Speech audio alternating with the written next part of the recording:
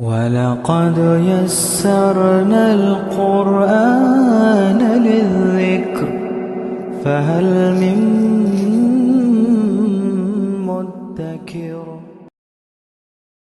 ربی اشرح لی صدری ویسر لی امری واحلل عقدۃ من لسانی یفقہوا قولی ربی یسر ولا تعسر وتمم بالخیر وبک نستعین آمین یا الہی آمین۔ اللہم انفعنا بما علمتنا وعلمنا ما ینفعنا وزدنا علما۔ اللہم صلی علی محمد وعلی آل محمد کما صلیت علی ابراہیم وعلی آل ابراہیم انک حمید مجید۔ اللہم بارک علی محمد وعلی آل محمد کما بارکت علی ابراہیم وعلی آل ابراہیم انک حمید مجید۔ السلام علیکم ورحمۃ اللہ وبرکاتہ۔ آج انشاءاللہ ہم دوسرے سپارے کا آغاز کریں گے اور ہم دیکھتے ہیں کہ یہاں پہ اللہ سبحانہ تعالیٰ ہمیں کیا احکامات دیتے ہیں، کیونکہ سورۃ بقرہ جو ہے یہ مدنی دور کی سورہ ہے۔ اب یہاں پہ تحویل قبلہ کا ذکر ہو رہا ہے، کیونکہ مکہ میں رہتے ہوئے مسلمان جو ہیں ان کا قبلہ جو تھا وہ بیت المقدس تھا۔ اب ہوتا کیا تھا کہ نبی صلی اللہ علیہ وسلم جب نماز پڑھتے تھے تو اپنا رخ ایسے رکھتے تھے کہ جہاں پہ وہ کھڑے تھے وہاں پہ خانہ کعبہ اور پھر وہاں اسی سیدھ میں بیت المقدس تھا۔ اب جب یہ مسلمان جو ہے وہ مدینہ کی طرف ہجرت کر جاتے ہیں تو اس وقت پھر یہ مسئلہ ہوا کہ جب نبی صلی اللہ علیہ وسلم بیت المقدس کی طرف منہ کرتے تھے تو خانہ کعبہ کی طرف، بیت اللہ کی طرف ان کا بیک ہو جاتی تھی۔ اور نبی صلی اللہ علیہ وسلم کو اس بات کا بھی پتا تھا کہ جو آخری رسول آئیں گے ان کا قبلہ جو ہے وہ بیت اللہ ہوگا، تو اس لیے نبی صلی اللہ علیہ وسلم بار بار آسمان کی طرف دیکھ کے دعا مانگا کرتے تھے، جس کا ذکر اللہ سبحانہ تعالیٰ یہاں پہ کریں گے کہ تمہارا بار بار چہرہ آسمان کی طرف اٹھنا ہم دیکھتے ہیں۔ اور اللہ سبحانہ تعالیٰ نے جب تحویل قبلہ کا حکم آیا تھا تو آپ دیکھیں کہ لوگ نماز پڑھ رہے تھے اس وقت، اور جب حکم آیا تو جب جیسے صفیں ہوتی ہیں نا کہ پہلے امام ہے پھر آدمی ہے پھر عورتیں ہیں، تو ایسا نہیں تھا کہ قبلہ کا حکم آیا تو ایک دم سے لوگوں نے اپنا رخ پھیر دیا۔ پوری کی پوری صفیں چینج ہوئی کہ پورے امام اس سائڈ پہ گئے اور پھر آدمی جو ہے وہ انہوں نے اپنا رخ چینج کیا، اور پیچھے والی صف میں جو عورتیں تھیں وہ بالکل اس سائڈ پہ چلی گئیں، اور کس طرح سے سمینا وات آنا کا ایک جیتا جاگتا نمونہ ہمارے سامنے آ گیا۔ لیکن اللہ سبحانہ تعالیٰ نے فرمایا کہ یہ وہ وقت تھا جس میں منافقین کی منافقت کھل کے سامنے آ گئی تھی، اور بہت سے لوگ ایسے تھے جو منافق تھے وہ مرتد بھی ہو گئے تھے۔ اور اللہ سبحانہ تعالیٰ یہاں پہ یہی بیان کر رہے ہیں کہ جب ہمارے پاس اللہ کا پیغام آ جائے، نبی صلی اللہ علیہ وسلم کی اطاعت کرنے کا حکم آ جائے تو پھر ہمارا رویہ کیا ہوگا، وہی ہم انشاءاللہ ان آیات میں دیکھیں گے۔ اعوذ باللہ من الشیطان الرجیم، بسم اللہ الرحمن الرحیم۔ سیقول السفہاء من الناس ما ولاہم عن قبلتہم التی کانوا علیہا قل اللہ المشرق والمغرب یہدی من یشاء الی صراط مستقیم، کہ کہیں گے احمق لوگوں میں سے کہ کس چیز نے پھیر دیا ان کو ان کے قبلے سے، تھے وہ جس پر، کہہ دو کہ اللہ ہی کے لیے ہے مشرق و مغرب، اور ہدایت دیتا ہے وہ جس کو چاہتا ہے سیدھی راہ کی۔ اور اسی طرح بنایا ہے ہم نے تم کو ایک امت معتدل، تاکہ بنو تم گواہ لوگوں پر اور ہو رسول تم پر گواہ، اور نہیں مقرر کیا تھا ہم نے وہ قبلہ تھے تم جس پر، مگر یہ کہ معلوم علیحدہ کر لیں ہم کہ جو تابع رہتا ہے رسول کا اس کا، اور جو پھر جاتا ہے اپنے الٹے پاؤں۔ اور بے شک تھا یہ تحویل کعبہ کا جو حکم تھا یہ بہت گراں تھا، سوائے ان لوگوں کے جن کو اللہ نے ہدایت دی، اور نہیں ہے ایسا کہ اللہ ضائع کر دے تمہارے دین کو، بے شک اللہ لوگوں پر بڑا مہربان اور نہایت رحم کرنے والا ہے۔ اب اللہ سبحانہ تعالیٰ فرماتے ہیں کہ یقیناً دیکھ رہے ہیں ہم بار بار اٹھنا تمہارے چہرے کا آسمان کی طرف، یہ اللہ سبحانہ تعالیٰ نبی صلی اللہ علیہ وسلم سے فرما رہے ہیں، سو یقیناً پھیر دیں گے ہم تم کو اس قبلے کی طرف جس کو تم پسند کرتے ہو، اور جہاں کہیں ہوا کرو تم تو پھیر لیا کرو تم اپنے چہرے کو اس کی طرف، اور بے شک وہ لوگ جنہیں دی گئی ہے کتاب وہ خوب جانتے ہیں کہ یہ حق ہے ان کے رب کی طرف سے، اور نہیں ہے اللہ بے خبر اس سے جو وہ کرتے ہیں۔ اور اگر لے آؤ تم ان لوگوں کے پاس جنہیں دی گئی ہے کتاب تمام نشانیاں، تو نہ پیروی کریں گے وہ تمہارے قبلے کی، اور نہ تم پیروی کرنے والے ہو ان کے قبلے کی، اور نہ ان میں سے بعض پیروی کرنے والے ہیں بعض کے قبلے کی، اور اگر تم پیچھے چلو گے ان کی خواہشات کے اس کے بعد کہ جبکہ آ چکا تمہارے پاس علم، تو یقیناً تم تب تو ہو جاؤ گے ظالموں میں۔ اور لوگ جن جن کو دی ہے ہم نے کتاب، وہ پہچانتے ہیں اس کو جس طرح پہچانتے ہیں وہ اپنے بیٹوں کو،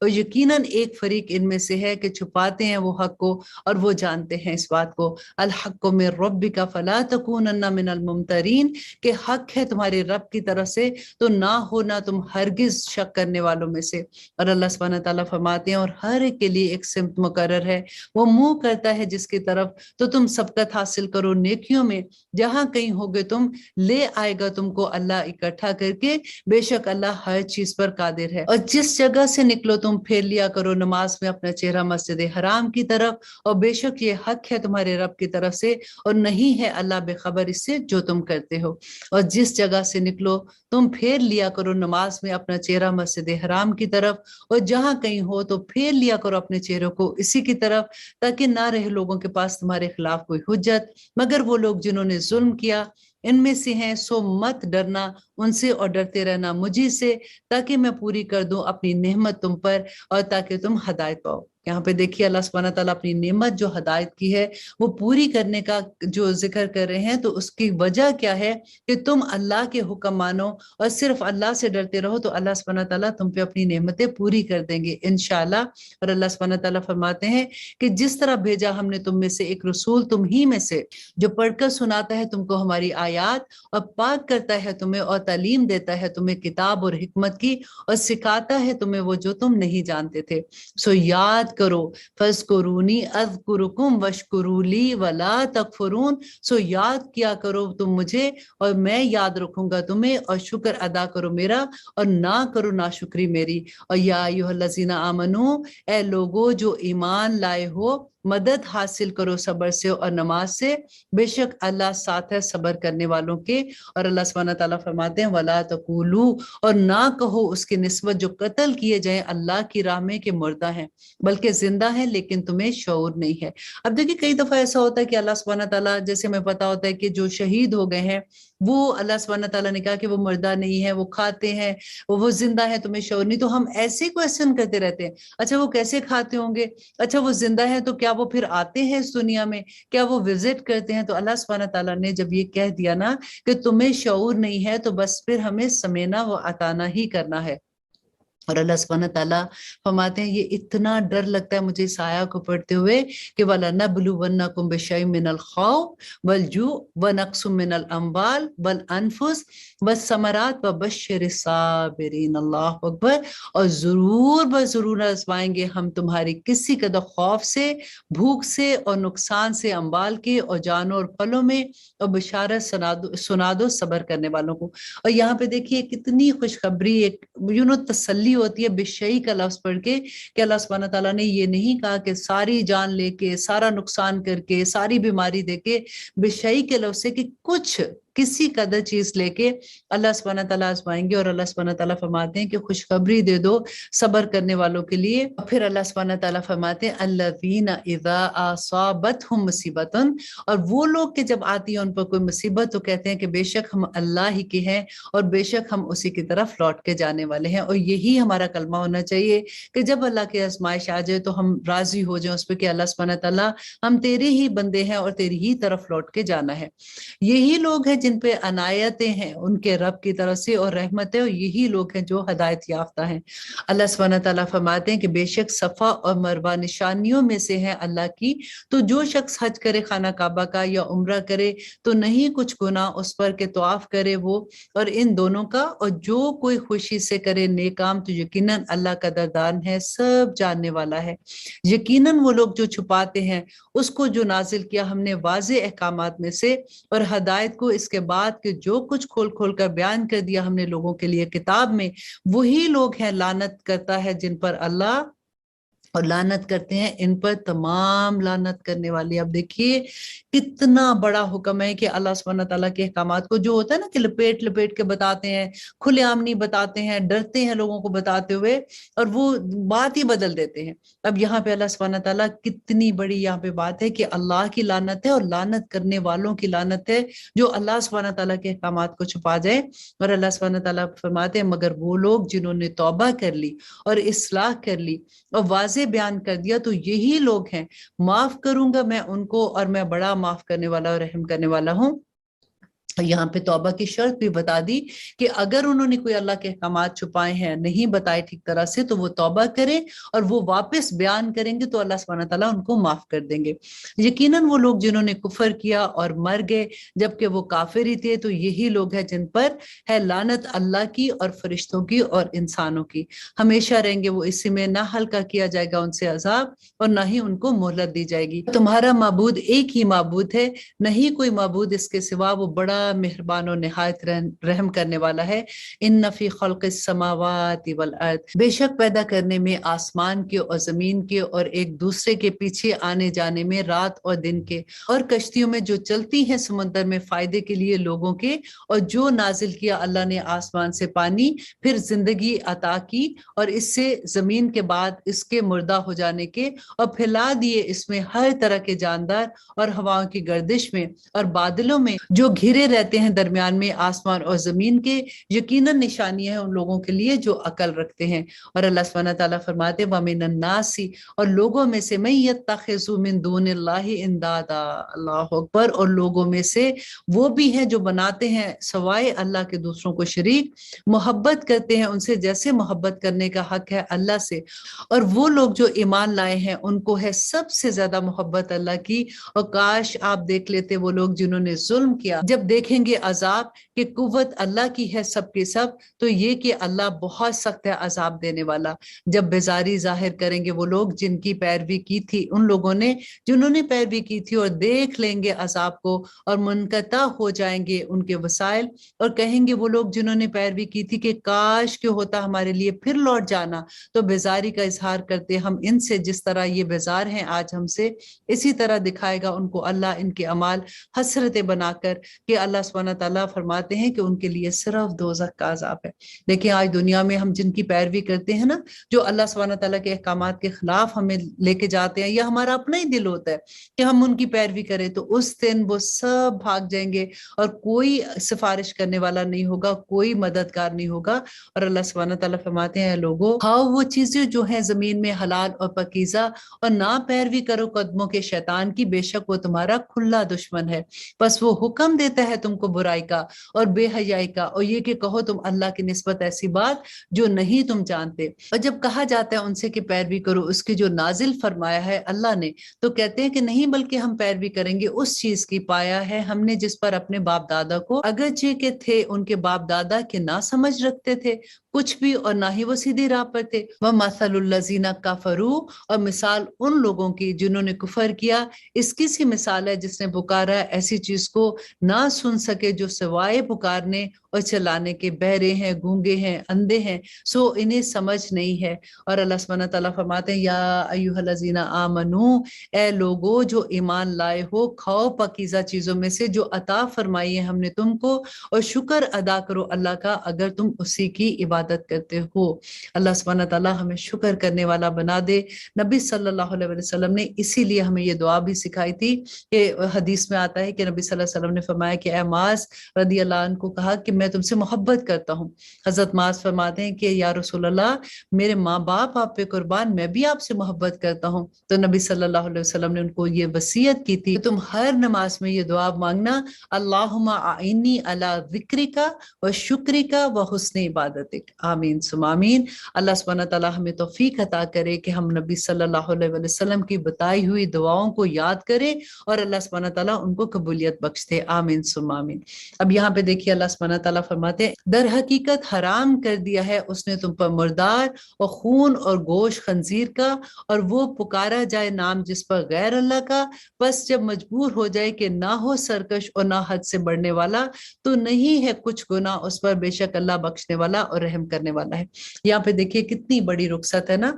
अल्लाह सुब्हानहू तआला ने फरमाया कि जो हराम कर दिया गया, लेकिन अगर कभी ऐसा मौका आता है कि किसी की जान जाने का डर होता है कि वो मर ही जाएगा, तो बस उतना सा جو اس کی جان بچانے کے لیے ضروری ہے تو وہ اس وقت حرام بھی کھا سکتا ہے۔ اللہ سبحانہ تعالیٰ فرماتے ہیں ان الذین، بے شک وہ لوگ جو یکتمون ما انزل اللہ، بے شک وہ لوگ جو چھپاتے ہیں اس کو جو نازل فرمایا اللہ نے کتاب میں، اور حاصل کرتے ہیں اس کے بدلے قیمت تھوڑی سی، یہ لوگ نہیں بھرتے اپنے پیٹوں میں مگر آگ، اور نہ کلام کرے گا ان سے اللہ قیامت کے دن، اور نہ پاک کرے گا ان کو، اور ان کے لیے عذاب ہے دکھ دینے والا۔ اولئک الذین اشتروا الضلالۃ بالہدی، کہ یہ وہ لوگ ہیں جنہوں نے خرید لی گمراہی کو ہدایت کے بدلے اور عذاب مغفرت کے بدلے، اور کیسے صبر کرنے والے ہیں یہ جہنم پر۔ اللہ اکبر۔ اللہ سبحانہ تعالیٰ فرماتے ہیں ذالک بان اللہ نزل الکتاب بالحق، یہ اس لیے کہ اللہ نے نازل فرمائی کتاب حق کے ساتھ، اور بے شک وہ لوگ جنہوں نے اختلاف کیا اس کتاب میں یقیناً ضد میں ہو گئے بہت دور۔ اور اللہ سبحانہ تعالیٰ فرماتے ہیں یا ایھا الذین آمنو، اے لوگو جو ایمان لائے،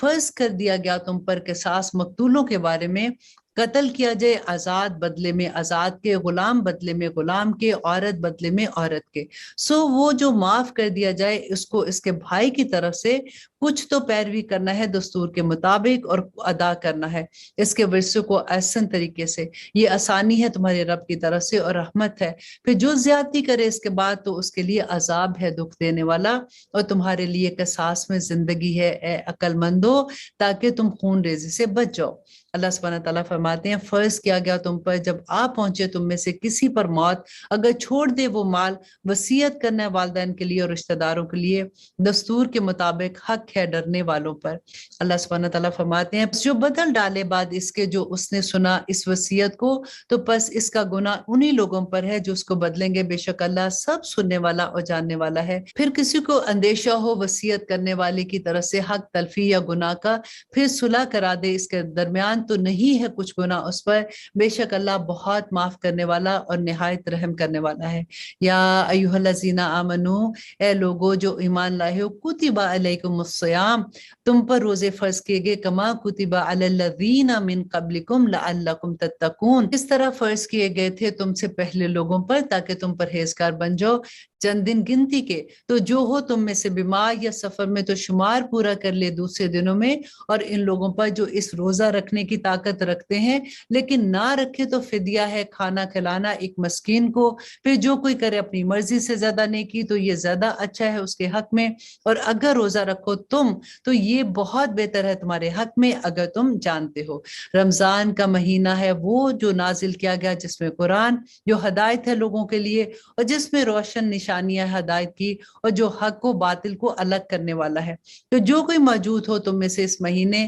تو لازم ہے اس پر کہ روزے رکھے، اور جو ہو بیمار یا سفر میں تو شمار پورا کرے دوسرے دنوں میں، چاہتا ہے اللہ تمہارے حق میں آسانی اور نہیں چاہتا تمہارے حق میں سختی، اور تاکہ تم پورا کر لو شمار اور کبریائی بیان کرو اللہ کی اس پر جو عطا کی اس نے تم کو ہدایت، اور تاکہ تم شکر گزار بن سکو۔ اب یہ آیا جو ہے یہ میری فیورٹ ترین آیات میں سے ہے۔ آئیے دیکھتے ہیں کہ اللہ سبحانہ تعالیٰ اس میں کیا حکم دے رہے ہیں کہ وَإِذَا سَأَلَكَ عِبَادِي أَنِّي فَإِنِّي قَرِيبٌ أُجِيبُ دَعْوَةَ الدَّاعِ إِذَا دَعَانِ فَلْيَسْتَجِيبُوا لِي وَلْيُؤْمِنُوا بِي لَعَلَّهُمْ يَرْشُدُونَ، اور جب پوچھے تم سے میرے بندے میرے بارے میں تو بے شک میں قریب ہوں، جواب دیتا ہوں پکار کا پکارنے والے کی، جب بھی وہ مجھے پکارتا ہے تو چاہیے ان کو کہ حکم مانے وہ میرا اور ایمان رکھے مجھے پر تاکہ وہ نیک راہ پا سکیں۔ اللہ اکبر۔ دیکھیں یہاں پہ اللہ سبحانہ تعالیٰ کتنی پیاری بات ہے نا کہ اللہ سبحانہ تعالیٰ فرماتے کہ جب بھی میرا بندہ، ایسا نہیں ہے کہ جائے نماز پہ بیٹھا ہوگا،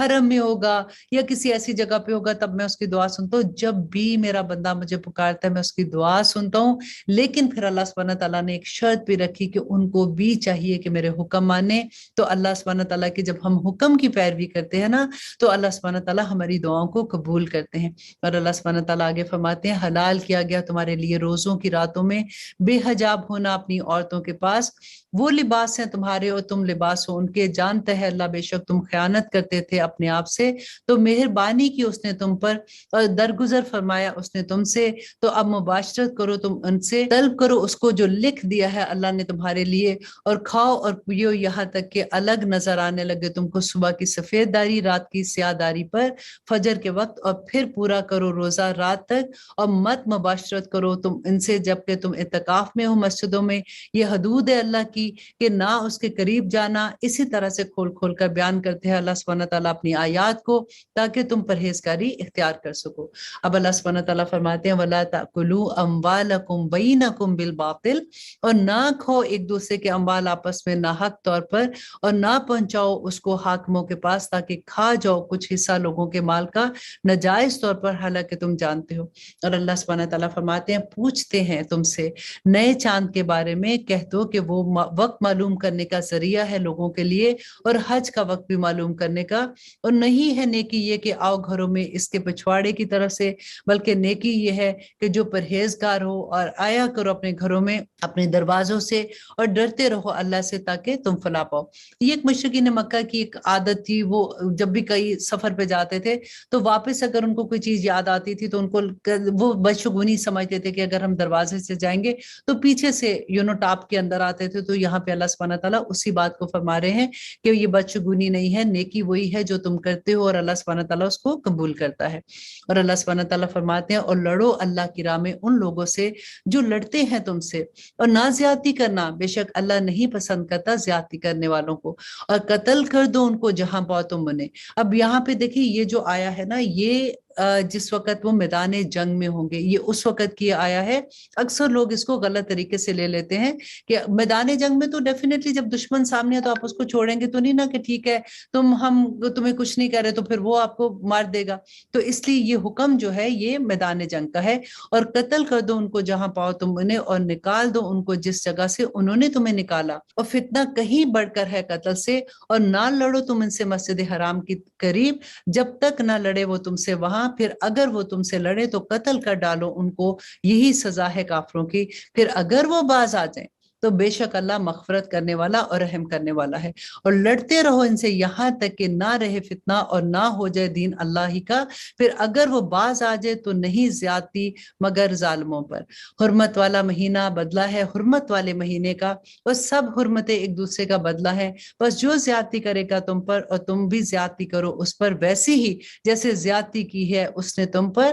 لیکن اللہ سے ڈرتے رہو اور جان رکھو کہ اللہ ساتھ ہے متقیوں کے۔ تو خرچ کیا کرو اللہ کی راہ میں، اور نہ ڈالو اپنے ہاتھ خود ہلاکت میں، اور نیکی کرو بے شک اللہ محبوب رکھتا ہے نیکی کرنے والوں کو، اور پورا کرو حج اور عمرہ اللہ کے لیے۔ پھر اگر روک لیے جاؤ تم تو جو میسر آئے کوئی قربانی تو پیش کر دو، اور نہ منڈواؤ اپنے سروں کو جب تک نہ پہنچ جائے قربانی اپنے مقام پر۔ پھر جو ہو تم میں بیمار یا اس کو ہو تکلیف، اس کے سر میں تو فدیہ ہے روزہ یا صدقہ یا قربانی سے۔ پھر جب تم امن میں ہو تو جو اٹھانا چاہے فائدہ عمرے کرنے کا حج کے ساتھ، تو جو میسر آئے کوئی قربانی تو پیش کر دے۔ پھر جو نہ پا سکے قربانی کا جانور تو روزہ رکھے 3 دن حج کے دوران اور 7 دن جب وہ واپس آ جائے، یہ ہوئے پورے 10 دن۔ اور یہ اجازت اس لیے ہے کہ نہ ہو جس کے اہل و عیال قریب مسجد حرام کے، اور ڈرتے رہو اللہ سے اور جان رکھو بے شک اللہ سخت ہے عذاب دینے میں۔ اللہ سبحانہ تعالیٰ فرماتے ہیں کہ حج کے مہینے معلوم ہے، پھر جو لازم کر لے اس میں حج تو نہیں ہے جائز اختلاط عورتوں سے، اور نہ فسق اور نہ جھگڑا حج کے درمیان، اور جو تم کرو گے کوئی نیکی جانتا ہے اسے اللہ، اور زاد راہ ساتھ لے کر جاؤ، بے شک بہترین زاد راہ جو ہے وہ تقوی ہے، اور ڈرتے رہو مجھے سے اے اہل عقل، اور نہیں ہے تم پر کچھ گناہ۔ اور اللہ سبحانہ تعالیٰ فرماتے ہیں لیس علیکم جناح، اور نہیں ہے تم پر کوئی گناہ کہ تلاش کرو رزق حج کے دنوں میں اپنے رب کے پاس۔ پھر جب واپس ہونے لگو عرفات سے تو ذکر کرو اللہ کا مشعر حرام مزدلفہ کے نزدیک، اور ذکر کرو اس کا جیسے ہدایت دی گئی ہے تم کو، اور اگرچہ تھے تم اس سے بیشتر ان میں سے جو گمراہ تھے۔ پھر واپس ہو جو جہاں سے واپس ہوتے ہیں سب لوگ، اور مغفرت مانگو اللہ سے، بے شک اللہ مغفرت کرنے والا اور بہت رحم کرنے والا ہے۔ اور اس لیے اللہ سبحانہ تعالیٰ نے ہمیں یہ دعا بھی سکھا دی کہ دنیا بھی اللہ سبحانہ تعالیٰ ہمارے لیے اپنی رحمت کی جگہ بنا دے، اور آخرت میں بھی ہم پہ رحم کرنا۔ وَمِنْهُمْ مَن يَقُولُ رَبَّنَا آتِنَا فِي الدُّنْيَا حَسَنَةً وَفِي الْآخِرَةِ حَسَنَةً وَقِنَا عَذَابَ النَّارِ، اور ان میں سے کوئی وہ بھی ہے جو کہتا ہے کہ اے ہمارے رب عطا فرما ہم کو دنیا میں بھلائی اور آخرت میں بھلائی، اور محفوظ رکھ ہمیں عذاب سے دوزخ کے۔ اولئک لہم نصیب مما کسبوا واللہ سریع الحساب، کہ اللہ سبحانہ تعالیٰ فرماتے ہیں یہی لوگ ہیں جن کے لیے حصہ ہے اس کا جو کمایا انہوں نے، اور اللہ بہت جلد حساب لینے والا ہے۔ اور اللہ سبحانہ تعالیٰ فرماتے ہیں اور ذکر کرو اللہ کا گنتی کے چند دنوں میں، پھر جو جل چلا گیا 2 ہی دنوں میں تو نہیں کچھ گناہ اس پر، اور جو ٹھہرا رہا تو نہیں کچھ گناہ اس پر، یہ اس لیے کہ جس نے تقوی اختیار کیا۔ اور ڈرتے رہو اللہ سے اور جان رکھو بے شک تم سب اسی کے پاس جمع کیے جاؤ گے۔ اور لوگوں میں سے کوئی ہے کہ دلکش معلوم ہوتی ہے تم کو جس کی بات دنیا کی زندگی میں، اور وہ گواہ بناتا ہے وہ اللہ کو اس پر جو اس کے دل میں ہے، حالانکہ وہ سخت جھگڑالو ہے۔ اللہ سبحانہ تعالیٰ فرماتے ہیں اور جب وہ لوٹتا ہے تو دوڑتا پھرتا ہے زمین میں تاکہ پھیلائے فساد اس میں اور برباد کرے کھیتی اور نسلوں کو، اور اللہ نہیں پسند کرتا فساد کرنے والوں کو۔ اور جب کہا جاتا ہے اس سے کہ ڈرو اللہ سے تو آمادہ کرتا ہے اس کو غرور نفس گناہ پر، سو کافی ہے اس کو جہنم اور وہ بہت برا ٹھکانہ ہے۔ اور لوگوں میں سے کوئی وہ بھی ہے کہ بیچ ڈالتے ہیں اپنی جان کو حاصل کرنے کے لیے خوشنودی اللہ کی، اور اللہ بہت مہربان ہے بندوں پر۔ اللہ سبحانہ تعالیٰ فرماتے ہیں یا ایھا الذین آمنو، اے لوگو جو ایمان لائے ہو، داخل ہو جو اسلام میں پورے کے پورے، اور نہ چلو نقش قدم پر شیطان کے، بے شک وہ تمہارا کھلا دشمن ہے۔ پھر اگر لڑکھڑا جاؤ تم بعد اس کے کہ آ چکے ہیں تمہارے پاس واضح احکامات، تو جان رکھو بے شک اللہ غالب ہے، حکمت والا ہے۔ کیا انتظار کرتے ہیں یہ سوائے اس کے کہ آ جائے ان کے پاس اللہ صاحبانوں میں سے بادلوں کے اور فرشتے، اور فیصلہ کیا جائے ان کے معاملات کا، تو اللہ ہی کی طرف لوٹ کر جانا ہے سب معاملات کو۔ پوچھو بنی اسرائیل سے کہ کتنی دی تھی ہم نے تم کو نشانیاں کھلی، اور جو بدل ڈالتے ہیں اللہ کی نعمت کو اس کے بعد کہ جو آ چکی ہو اس کے پاس، تو یقیناً اللہ سخت عذاب دینے والا ہے۔ خوشنما کر دی ان لوگوں کے لیے جنہوں نے کفر کیا تھا دنیا کی زندگی، اور وہ تمسخر کرتے ہیں ان لوگوں سے جو ایمان لاتے ہیں، اور وہ لوگ جنہوں نے تقوی اختیار کیا ان سے اوپر ہوں گے قیامت کے دن، اور اللہ رزق دیتا ہے جس کو چاہتا ہے، بے حساب رزق دیتا ہے۔ تھے سب انسان امت ایک ہی، تو بھیجی اللہ نے انبیاء بشارت دینے والے اور ڈرانے والے، اور نازل کی اس کے ساتھ کتاب برحق تاکہ فیصلہ کر دے لوگوں کے درمیان ان امور میں اختلاف کرتے تھے وہ جن میں، اور نہیں اختلاف کیا ان میں مگر ان لوگوں نے جن کو دی گئی تھی کتاب اس کے بعد، جو کہ آ چکے تھے ان کے پاس واضح احکامات، ضد کی بنا پر آپس میں۔ پھر ہدایت دی اللہ نے ان لوگوں کو جو ایمان لائے اس امر میں اختلاف کرتے تھے وہ جس میں حق ہے اپنی اذن سے، اور اللہ ہدایت دیتا ہے جس کو چاہتا ہے سیدھی راہ کی۔ اللہ سبحانہ تعالیٰ فرماتے ہیں ام حسبتم ان تدخلوا الجنہ، کیا خیال کرتی ہو تم کہ داخل ہو جاؤ گے جنت میں، جبکہ ابھی نہیں پیش آئی تم کو مشکلیں ان لوگوں کی سی جو ہو گزرے تم سے پہلے، پہنچی تھی ان کو بڑی سختیاں اور تکلیفیں، اور ہلا مارے گئے تھے وہ، یہاں تک کہ پکار اٹھا رسول اور وہ لوگ جو ایمان لائے تھے ان کے ساتھ کہ کب آئے گی مدد اللہ کی، آگاہ ہو جاؤ بے شک مدد اللہ کی قریب ہی ہے۔ اللہ سبحانہ تعالیٰ فرماتے ہیں دریافت کرتے ہیں وہ تم سے کہ کیا خرچ کرے، کہہ دو کہ جو کچھ خرچ کرو تم مال میں سے تو ہے وہ والدین کے لیے اور قریب کے رشتہ داروں اور یتیموں، محتاجوں اور مسافروں کے لیے، اور جو کرو گے تم اللہ سبحانہ تعالیٰ کی راہ میں بھلائی، اللہ سبحانہ تعالیٰ اس کو خوب جانتے ہیں۔ فرض کر دیا گیا ہے تم پر جنگ کرنا، اور وہ ناگوار تو ہوگا تمہیں، اور ہو سکتا ہے کہ ناپسند کرو تم ایک چیز کو اور وہ ہو بہتر تمہارے حق میں، اور ہو سکتا ہے کہ تم پسند کرو ایک چیز کو اور وہ نقصان دہ ہو تمہارے لیے، اللہ جانتا ہے اور تم نہیں جانتے۔ اور آیت نمبر 217 میں اللہ سبحانہ تعالیٰ فرماتے ہیں کہ دریافت کرتے ہیں وہ تم سے حرمت والے مہینے کے بارے میں کہ جنگ کرنا اس میں کیسا ہے، کہہ دو کہ جنگ کرنا اس میں بڑا گناہ ہے، اور روکنا اللہ کی راہ سے، اور کفر کرنا اس میں اللہ سے، اور روکنا مسجد حرام سے، اور نکال دینا اس سے لوگوں کو اس سے بھی زیادہ گناہ ہے، اور اللہ کے نزدیک یہ بہت بڑا فتنہ ہے۔ اور فتنہ انگیزی بڑھ کر گناہ ہے خون ریزی سے، اور نہیں روکیں گے وہ کبھی بھی تم سے، لڑتے رہیں گے وہ تم سے ہمیشہ، یہاں تک کہ پھیر دیں وہ تم کو تمہارے دین سے اگر ان کو اس کا حق ہو، اور جو کوئی پھر جائے گا تم میں سے اپنے دین سے اور پھر وہ مرے جبکہ وہ کافر ہی ہو، تو یہی لوگ ہیں کہ انہوں نے ضائع کر دیا اپنی زندگی کو۔ اب یہاں پہ ہوا کیا تھا واقعہ کہ نبی صلی اللہ علیہ وسلم نے کچھ صحابہ کو بھیجا تھا مشرکین مکہ کی جو ایکٹیویٹیز تھی اس پہ نظر رکھنے کے لیے، اور وہ رجب کے آخری دنوں کی بات ہے اور بالکل آخری ڈیٹ تھی، اور صحابہ کو اس دن پہ غلطی لگ گئی جس کی وجہ سے جب ان کی تھوڑی سی آپس میں جھڑپ ہوئی تو اس میں کوئی ایک کافر جو تھا وہ مارا گیا۔ تو نبی صلی اللہ علیہ وسلم کے پاس وہ یہ کمپلین لے کے آئے کہ حرمت والے مہینے میں، کیونکہ اس زمانے میں بھی یہ تھا کہ ایون مشرکین مکہ نبی صلی صلی اللہ علیہ وسلم کو نہیں مانتے تھے، لیکن وہ حرمت والے مہینوں کی ایسے قدر کرتے تھے کہ اگر باپ کا قاتل بھی ان کے سامنے آ جاتا تھا تو اس کو کچھ نہیں کہتے تھے۔ اب وہی بات اللہ سبحانہ تعالیٰ یہاں پہ کہہ رہے ہیں کہ فتنہ جو ہے وہ قتل سے بھی بڑھ کے ہے، اور اللہ سبحانہ تعالیٰ فرماتے ہیں کہ جن کے اعمال دنیا میں اور آخرت میں ضائع ہو گئے، یہی لوگ ہیں اصحاب دوزخ، اور وہ ہمیشہ اس میں رہیں گے۔ بے شک وہ لوگ جو ایمان لائے اور وہ لوگ جنہوں نے ہجرت کی اور جہاد کیا اللہ کی راہ میں، وہی لوگ امید رکھتے ہیں اللہ کی رحمت کی، اور اللہ مغفرت کرنے والا اور رحم کرنے والا ہے۔ کہ یسألونک عن الخمر والمیسر، دریافت کرتے ہیں وہ تم سے شراب کے بارے میں اور جوئے کے بارے میں، کہہ دو ان دونوں میں گناہ ہے بہت بڑا، اور کچھ فائدے ہیں اس میں لوگوں کے لیے، اور گناہ ان دونوں کے کہیں زیادہ ہے فائدے سے۔ اور دریافت کرتے ہیں وہ تم سے کہ کیا خرچ کرے، کہہ دو کہ جو ضرورت سے زیادہ ہو۔ اسی طرح کھول کر بیان کرتے ہیں اللہ تمہارے لیے احکامات، اور تاکہ تم غور کرو۔ اب یہاں پہ دیکھیے کہ شراب اور جوئے کا ذکر اکٹھا، اب جہاں پہ بھی پڑھیں گے وہاں پہ ہمیشہ اس کا ذکر اکٹھا آتا ہے، اور اللہ سبحانہ تعالیٰ یہاں پہ جو شراب اور جوئے، کیونکہ اکثر لوگوں کو یہ ہوتا ہے اچھا شراب منع ہے تو وہ آرام سے تاش کھیل رہے ہوتے ہیں، اور تاش میں وہ جوا کھیل رہے ہوتے ہیں، وہ تھوڑے سے جی اب تو تھوڑے سے پیسے لگا رہے ہیں، لیکن جوا ایک پیسے کا بھی جوا ہے، اور ایک ملین بھی اگر لگاتے ہیں تو اس کا بھی جوا ہے۔ تو اللہ سبحانہ تعالیٰ یہاں پہ بیسیکلی ان دونوں چیزوں کی خباثت سے منع کر رہے ہیں، اور اللہ سبحانہ تعالیٰ فرماتے ہیں دنیا میں اور آخرت میں ان کے لیے رسوائی ہے، اور دریافت کرتے ہیں وہ تم سے یتیموں کے بارے میں، کہہ دو کہ اصلاح ان کی بہتر ہے، اور اگر تم ملا لو ان کو اپنے ساتھ تو وہ تمہارے بھائی ہی ہیں، اور اللہ جانتا ہے خرابی کرنے والوں کو اصلاح کرنے والوں سے، اور اگر چاہتا اللہ تو تکلیف میں ڈال دیتا تم کو، بے شک اللہ غالب حکمت والا ہے۔ اب یہاں پہ جو حکم آیا تھا یتیموں کے بارے میں، اور اتنا سخت حکم تھا کہ یتیم کا مال اگر تھوڑا سا بھی تم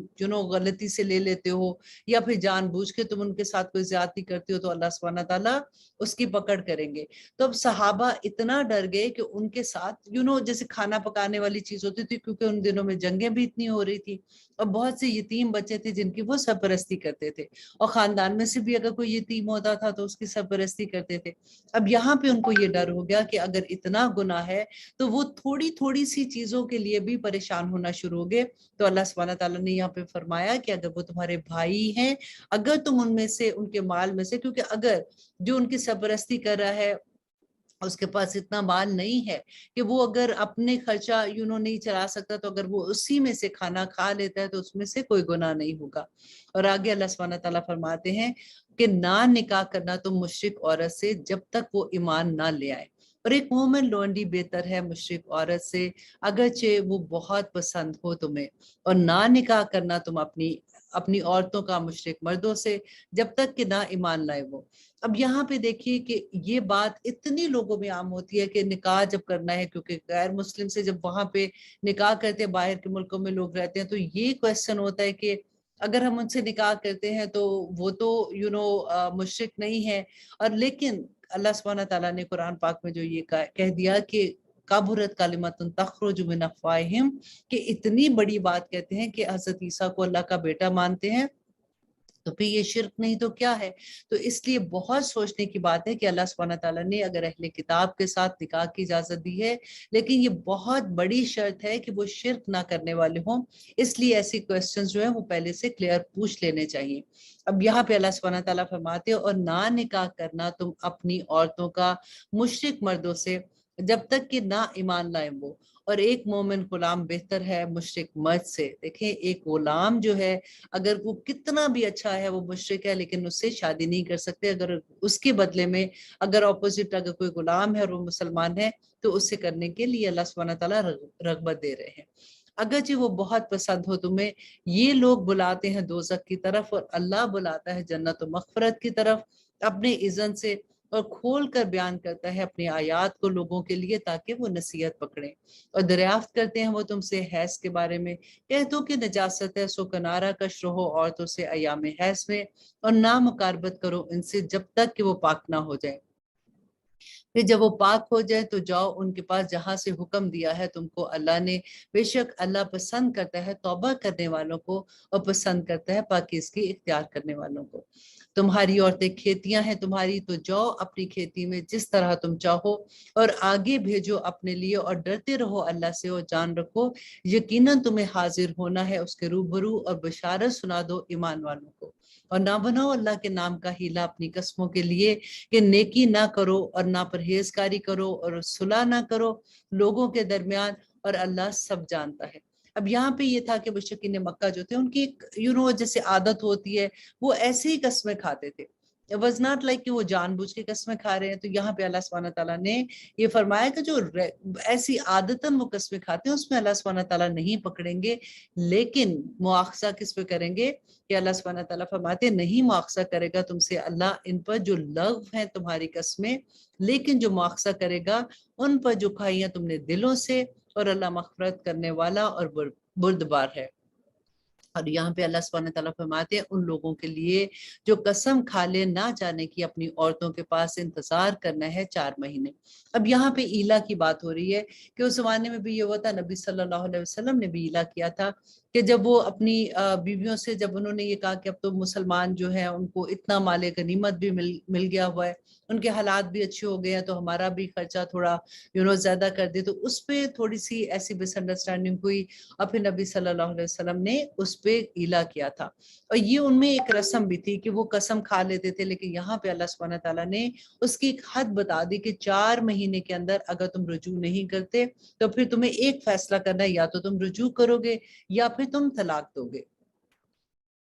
تو یہاں پہ اللہ سبحانہ تعالیٰ فرماتے ہیں کہ ان لوگوں کے لیے جو قسمیں کھا لے نہ جانے کی اپنی عورتوں کے پاس انتظار کرنا ہے 4 مہینے، پھر اگر وہ رجوع کر لے تو بے شک اللہ مغفرت کرنے والا اور مہربان ہے، اور اگر ارادہ کر لے وہ طلاق کا تو بے شک اللہ سب سنتا اور جانتا ہے۔ اور طلاق یافتہ عورتیں روکے رکھیں اپنے آپ کو 3 حیض تک، اور نہیں جائز ان کے لیے کہ چھپائیں وہ اس میں جو پیدا کیا ہے اللہ نے ان کے رحموں میں، اگر وہ ایمان رکھتی ہیں۔ اب یہاں پہ دیکھیے اللہ سبحانہ تعالیٰ طلاق یافتہ عورتوں کے لیے 3 حیض کی جو عدت ہے اس کی بات ہو رہی ہے کہ اگر ایک طلاق جیسے دیتے ہیں اس کے بعد 3 حیض کی عدت ہے، پھر دوسری طلاق ہے، پھر 3 حیض کی عدت ہے، اور لیکن جب تیسری دفعہ طلاق ہوگی تو پھر رجوع نہیں کر سکتے ہیں۔ تو اگر وہ عورت پریگننٹ ہے تو اس کو اللہ سبحانہ تعالیٰ یہاں پہ یہ فرما رہے ہیں کہ اس کو اس بات کو نہیں چھپانا چاہیے اگر وہ ایمان رکھتی ہیں اللہ پر اور یوم آخرت پر، اور ان کے خامد زیادہ حقدار ہے انہیں لوٹا لینے کے لیے اس مدت میں اگر وہ چاہیں صلح کرنا۔ اب یہ پہلی اور دوسری طلاق کی بات ہے کہ جب وہ عدت کے اندر ہو تو اس وقت ان کے خامد زیادہ حقدار ہیں ان کو لوٹانے میں،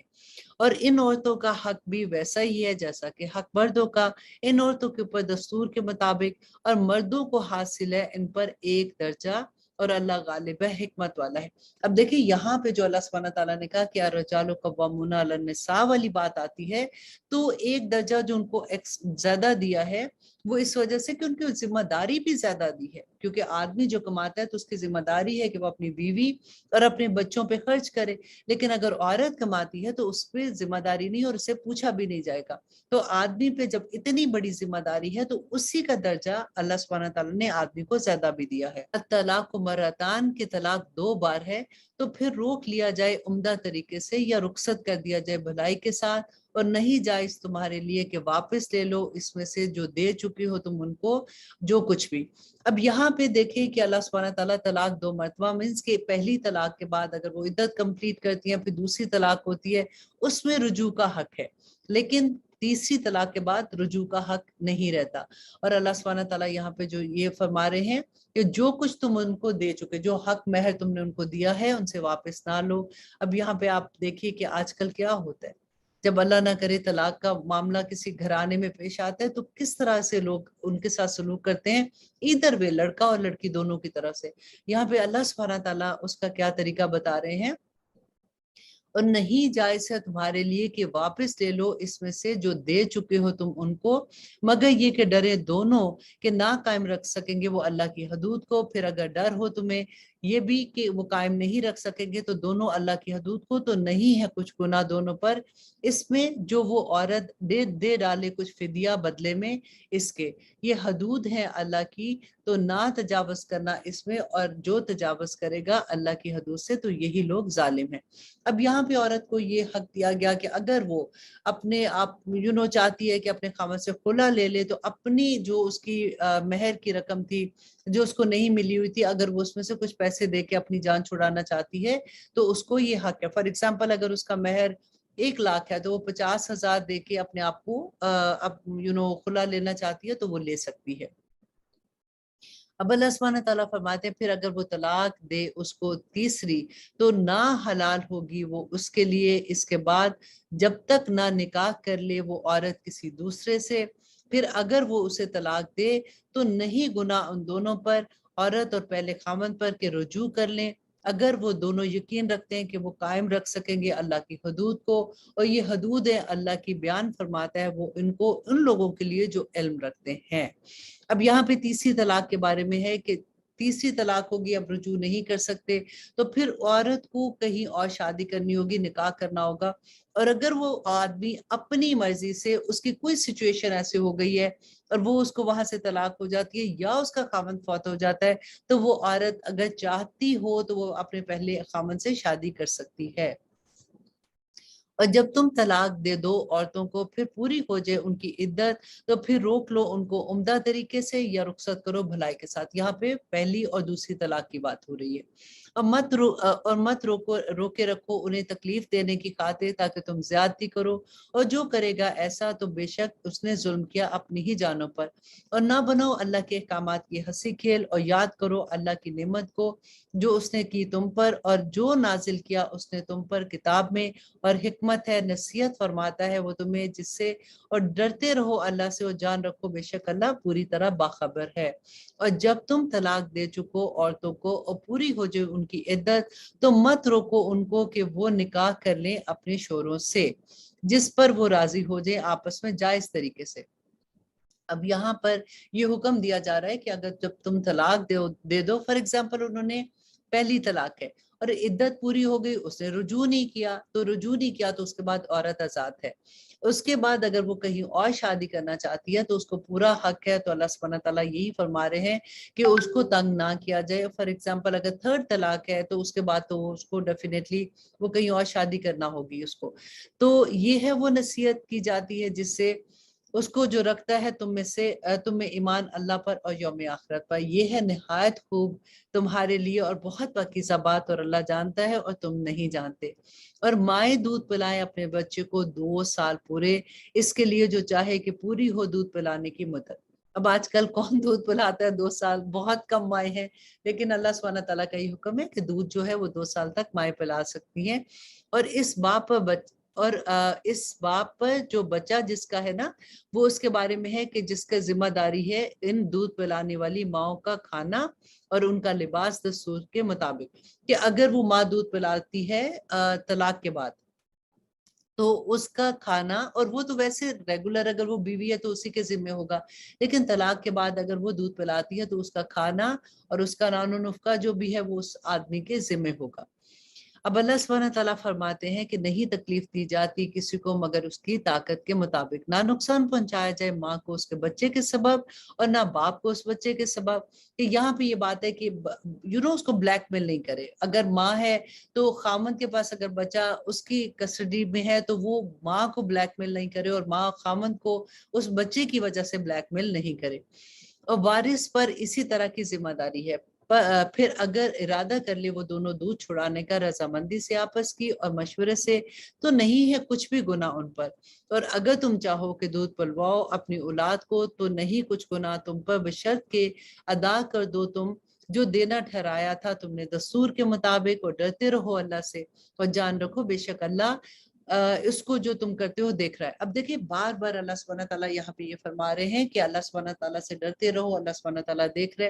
کیونکہ ایسے معاملات میں اکثر اتنی مس انڈرسٹینڈنگ ہو جاتی ہے اور اتنی لڑائیاں ہوتی ہیں اور ایک دوسرے پہ اتنی تہمتیں اور الزام لگ جاتے ہیں، تو اللہ سبحانہ تعالیٰ بار بار یہی بات فرما رہے ہیں کہ ڈرتے رہو اللہ سے اور جان رکھو بے شک اللہ اس کو دیکھ رہا ہے جو کچھ تم کرتے ہو۔ اور وہ لوگ جو مر جائیں تم میں سے اور چھوڑ جائیں عورتوں کو تو روکے رکھیں اپنے آپ کو نکاح سے 4 مہینے اور 10 دن۔ اور یہ اس کی عدت کے بارے میں ہے کہ 4 مہینے 10 دن اس عورت کی عدت ہے جس کا خامند فوت ہو جاتا ہے۔ پھر جب پوری کر چکے وہ اپنی عدت تو نہیں کچھ گناہ تم پر اس فیصلے میں جو کرے وہ اپنی جانوں کے بارے میں دستور کے مطابق، اور اللہ اس سے جو تم کرتے ہو باخبر ہے۔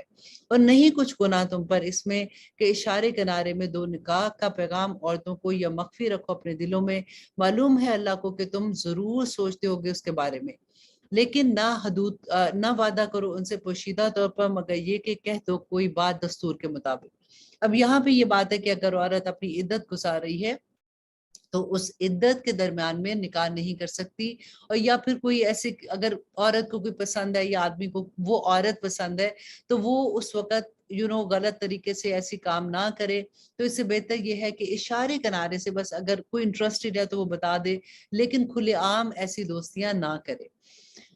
اور نہ پختہ ارادہ کرنا عقد نکاح کا جب تک نہ پوری ہو جائے عدت اپنے وقت تک۔ یہی بات جو میں آپ کو بتائی تھی کہ عدت کے درمیان میں نکاح نہیں کرنا۔ اور جان رکھو کہ اللہ کو سب معلوم ہے جو کچھ تمہارے دلوں میں ہے، اور ڈرتے رہو اس سے، اور جان رکھو بے شک اللہ مغفرت کرنے والا اور بردبار ہے۔ اور اب اللہ سبحانہ تعالیٰ فرماتے ہیں لا جناح علیکم، کہ نہیں کچھ گناہ تم پر اگر طلاق دے دو تم عورتوں کو جبکہ ابھی نہ چھوا ہو تم نے انہیں، یا ابھی نہ مقرر کیا ہو ان کے لیے مہر، اور کچھ خرچ ضرور دو ان کو اس کے مطابق جو اس کی حیثیت ہے، اور تنگ دست پر ہے اس کے مطابق جو اس کی حیثیت ہے یہ خرچ کر دینا ہو دستور کے مطابق، لازم ہے یہ نیک لوگوں پر۔ اب یہاں پہ یہ بتایا جا رہا ہے کہ اگر اس حالت میں طلاق ہوتی ہے کہ ابھی اس آدمی کے ساتھ جیسی رخصتی نہیں ہوئی ہے اور اس آدمی نے اس کو چھوا نہیں ہے، تو اس میں اگر وہ حق مہر جو بھی اس کا مقرر تھا اگر وہ اس کو اگر نہیں دیتا تو اس پہ گناہ نہیں ہے، لیکن بیسٹ یہی ہے کہ وہ اچھے طریقے سے اگر وہ دے سکتا ہے تو ضرور دے، اور جو لوگ جتنی اس کی حیثیت ہے اس کے مطابق ضرور دینا چاہیے۔ اور اگر طلاق دے دو تم انہیں اس سے پہلے کہ چھوا ہو تم نے انہیں، جبکہ مقرر کر چکے ہو تم ان کے لیے مہر، تو نصف ہے اس کا جو مقرر کر چکے ہو تم۔ لیکن اگر ہسبینڈ اینڈ وائف کے ریلیشن شپ تھے اور پھر طلاق ہو گئی تو اللہ سبحانہ تعالیٰ یہاں پہ فرما رہے ہیں تو پھر نصف حق مہر ادا کرنا ہوگا، مگر یہ کہ بخش دیں عورتیں یا چھوڑ دیں وہ جن کے ہاتھوں میں ان کا عقد نکاح ہے، اور اگر چھوڑ دو تم یہ زیادہ قریب ہے تقویٰ کے۔ اور نہ فراموش کرنا احسان کرنا آپس میں، بے شک اللہ سبحانہ تعالیٰ دیکھ رہے ہیں جو کچھ تم کرتے ہو۔ دیکھیں بار بار ایسی آیات میں اللہ سبحانہ تعالیٰ کے لیے یہ بات آتی کہ اللہ سبحانہ تعالیٰ دیکھ رہے ہیں جو کچھ کرتے ہو، کیونکہ اللہ سبحانہ تعالیٰ کو پتا تھا کہ بندہ اس معاملے میں کتنی زیادتی کر جاتے ہیں۔ کیونکہ دیکھیں جب نبی صلی اللہ علیہ وسلم کا دور جب آیا تھا تو مسلمانوں کا یہ حال تھا کہ جب طلاق دیتے تھے تو خود ہی ان کے ہسبینڈ یہ دوسرے آدمی کو کہہ دیتے تھے کہ ہماری اس سے نہیں بنی ہے لیکن شی از ویری نائس لیڈی، تو تم اگر انٹرسٹڈ ہو تو تم اس سے نکاح کر لو۔ لیکن آج آپ سوچ سکتے ہیں کہ کوئی ایسے کہہ سکتا ہے؟ اب اللہ سبحانہ تعالیٰ آگے فرماتے ہیں کہ حافظوا علی الصلاۃ، اور حفاظت کرو نمازوں کی اور درمیانی نماز کی، اور کھڑے رہو اللہ کے حضور فرما برداری کے ساتھ۔ اب یہاں پہ دیکھیے طلاق کی بات ہو رہی ہے، عدت کی بات ہو رہی ہے، یہ ساری کے درمیان اللہ سبحانہ تعالیٰ ایک بات لے آئے کہ اپنی نماز کی حفاظت کرو، خاص طور پہ درمیانی نماز کی، کیونکہ ایسی سچویشن میں یوزلی گھروں میں اتنی ٹینشن ہوتی ہے کہ نماز قضا ہو جانے کا ڈر ہوتا ہے، تو اللہ سبحانہ تعالیٰ نے یہاں پہ وہی ریمائنڈ کرایا کہ نمازوں کی حفاظت کرو۔ پھر اگر تمہیں خوف ہو تو پیادے یا سوار نماز پڑھ لو۔ اللہ اکبر، خوف کی حالت میں، یہ نماز خوف کے بارے میں ہے کہ جس بھی اگر تم سوار ہو یا تم پیدل چل رہے ہو تب بھی نماز پڑھنی۔ اور آپ سوچیں کہ کتنے لوگ اتنے آرام سے اپنے گھروں میں بیٹھے ہوئے، کوئی ٹینشن نہیں، کوئی پریشانی نہیں، کوئی کچھ نہیں، اور آرام سے نماز چھوڑ دیتے ہیں۔ اللہ اکبر۔ اللہ سبحانہ تعالیٰ فرماتے ہیں پھر جب تم امن پاؤ تو یاد کرو اللہ کو جس طرح سکھایا اس نے تم کو، وہ جو نہیں تھے تم جانتے۔ اور وہ لوگ جو وفات پا جائے تم میں سے اور چھوڑ جائیں بیویاں، وصیت کر جائیں اپنی بیویوں کے حق میں نان و نفقے کی 1 سال تک بغیر گھر سے نہ نکالے ہوئے، پھر اگر وہ خود چلی جائیں تو نہیں کچھ گناہ تم پر اس فیصلے میں جو وہ کرے اپنی جانوں کے بارے میں دستور کے مطابق اللہ غالب حکمت والا ہے، اور متعلقہ عورتوں کے لیے بھی نان و نفقہ ہے دستور کے مطابق، حق ہے متقیوں کا۔ اسی طرح بیان فرماتے ہیں اللہ تمہارے لیے اپنے احکام تاکہ تم اس کو سمجھو۔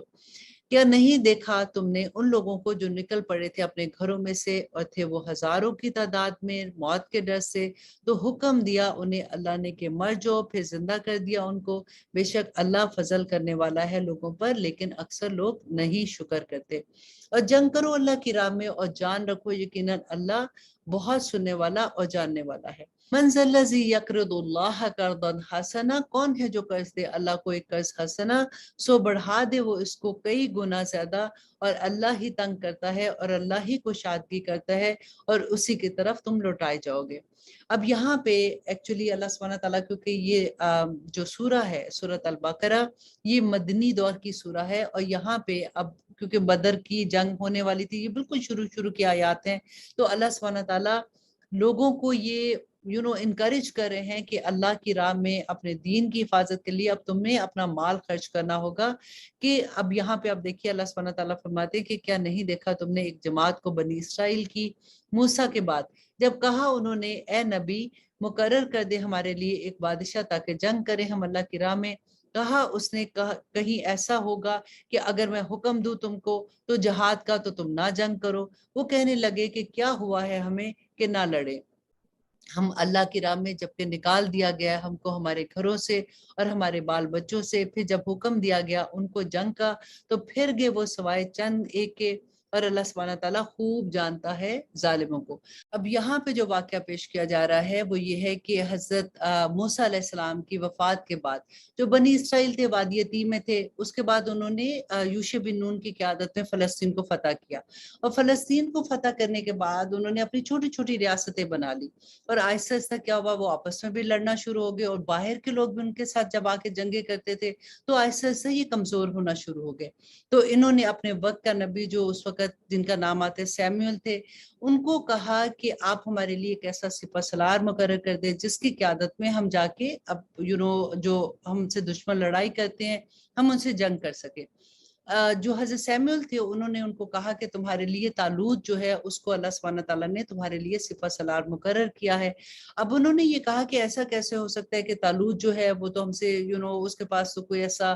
پیسہ ویسا بھی نہیں ہے اور اس کی کوئی ایسی طاقت بھی نہیں ہے اس کے پاس، تو اللہ سبحانہ تعالیٰ نے اس کو کیسے مقرر کیا؟ تو انہوں نے پھر ان کو کہا کہ اس کی نشانیوں میں سے ایک نشانی یہ ہوگی کہ وہ ان کا تابوت جو تھا، تابوت سکینہ جس کو کہتے تھے، جس میں حضرت موسیٰ علیہ السلام کی کچھ بچی کچی جیسے عصا تھا یا من و سلوہ ایسی سب چیزیں تھی، تورا کے کچھ اس میں صفحات تھے، تو وہ تمہیں جب وہ اس کی قیادت میں تمہیں وہ مل جائے گا تو تمہیں اس سے پتہ چل جائے گا کہ اللہ سبحانہ تعالیٰ کا یہی حکم ہے۔ اب ہوا بھی یہی کہ طالوت اور جالوت کی جب لڑائی ہوتی ہے یہ اپنی لشکر لے کے جاتے ہیں، اب وہ اتنے بڑے لوگ تھے، جالوت جو تھا وہ اتنا طاقتور اور اتنے بڑے بڑے لوگ تھے، تو یہ ڈر گئے اس سے۔ اور وہاں پہ کیا ہوا کہ حضرت داؤد علیہ السلام جو تھے نا، وہ تاریخ میں جو آتا ہے روایات میں آتا ہے کہ وہ بکریاں چراتے تھے، اور اس وقت یہ ہوتا تھا کہ جب وہ لے کے جاتے تھے اپنے ریوڑ کو، تو اگر راستے میں کوئی ایسی چیز آتی تھی جو بکریوں کو نقصان دینے کے لیے، جیسے شیر ہے یا کوئی چیتا یا اس طرح کی چیز ہوتی تھی، تو وہ ان کا نشانہ بڑا تیز تھا، اور وہ کہتے کہ ایسا نشانہ مارتے تھے کہ وہ وہیں ڈھیر ہو جاتا تھا۔ وہ اچانک وہاں سے گزرے اور انہوں نے دیکھا کہ ایک آدمی ہے وہ زور زور سے پکار رہا ہے، اور پورے یہ لوگ جو ہیں وہ ڈر کے سائڈ پہ آگے نہیں آ رہے اور وہ ان کو للکار رہے جنگ کے لیے۔ تو انہوں نے جا کے جالوت سے یہ کہا کہ انہوں نے جا کے طالوت سے یہ کہا کہ مجھے تم اجازت دو تو میرا نشانہ بہت ایسا ہے کہ میں اس کے مقابلے میں جا سکتا ہوں۔ تو جب انہوں نے اپنا نشانہ اس پہ، وہ کہتے ہیں گلیل ہوتی ہے اس طرح کی چیز ان کے پاس ہوتی تھی، تو انہوں نے جب نشانہ اس پہ لگایا تو جالوت جو ہے وہ ادھر ہی وہ کہتے کہ ڈھیر ہو گیا، اس کی آنکھ پہ جا کے وہ اس نے پورا پہنا ہوا تھا جیسے، لیکن صرف آنکھ والی جگہ اس کی تھی جس سے وہ دیکھ رہا تھا، اور ایسا نشانہ لگا کہ وہ وہیں ڈھیر ہو گیا۔ اور اس کے بعد طالوت جو تھے انہوں نے ان کی شادی جو حضرت داؤد علیہ السلام کی اپنی بیٹی سے کر دی، انہی میں سے ان کے بیٹے حضرت سلیمان علیہ السلام بھی تھے۔ اور اب آگے دیکھیے کہ قصہ کہاں پہ جا رہا ہے کہ اللہ سبحانہ تعالیٰ فرماتے ہیں اور کہا ان سے ان کے نبی نے بے شک اللہ نے مقرر فرمایا ہے تم پر طالوت کو بادشاہ۔ وہ بولے کہ کیوں کر ہو سکتا ہے اسے بادشاہی کا حق ہم پر، جبکہ ہم زیادہ حقدار ہیں بادشاہی کے اس سے، اور دی اللہ سبحانہ تعالیٰ نے، اور نہیں دی اللہ سبحانہ تعالیٰ نے ان کو وسعت مال میں۔ کہا اس نے کہ بے شک اللہ نے چن لیا ہے اسے تم پر، اور زیادہ دی ہے اسے فراوانی علم میں اور جسم میں، اور اللہ عطا فرماتا ہے اپنا ملک جسے وہ چاہتا ہے، اور اللہ بڑی وسعت والا ہے۔ اور کہا ان سے ان کے نبی نے کہ بے شک یہ نشانی ہے اس کی بادشاہی کی کہ آئے گا تمہارے پاس وہ صندوق جس میں ہے تسکین تمہارے رب کی طرف سے، اور جو کچھ بچی کچی چیزیں اس میں ہیں وہ چھوڑ گئے آل موسیٰ اور آل ہارون، اٹھائے ہوئے ہوں گے اس کو فرشتے، بے شک اس میں بڑی نشانی ہے تمہارے لیے اگر تم ہو ایمان والے۔